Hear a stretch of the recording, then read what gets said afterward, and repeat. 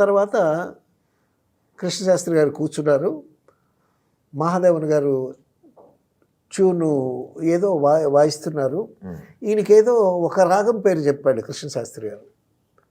మోహన రాగమో ఏదో పేరు చెప్పాడు. అప్పు గారేమో ఆ రాగం వాయిస్తున్నారు.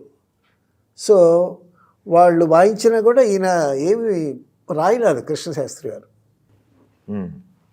రాసి తీసుకొస్తాను, మీరు ట్యూన్ కట్టండి అని అన్నారు. అనంటే అలాగేనండి అన్నారు.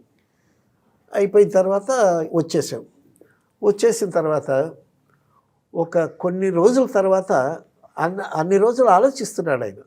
ఒక వారం 10 రోజులు ఆలోచించాడు ఆ పాట గురించి. ఆలోచించి తర్వాత మొదలుపెట్టాడండి ఆయన.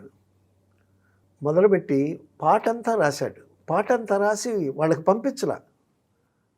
పంపించకుండా లాస్ట్ లైన్, ఫినిషింగ్ లైను, అక్కడ ఆరుద్ర గారు లాస్ట్ లైన్ ఎట్టాగ ఫినిష్ చేశారో, ఆయన ఎలాగ ఆలోచించి గడ్డం గిక్కొని మదన పడ్డాడో అలాగా లాస్ట్ లైన్ కోసం ఈయన కూడా 2-3 రోజులు మదన పడ్డాడండి.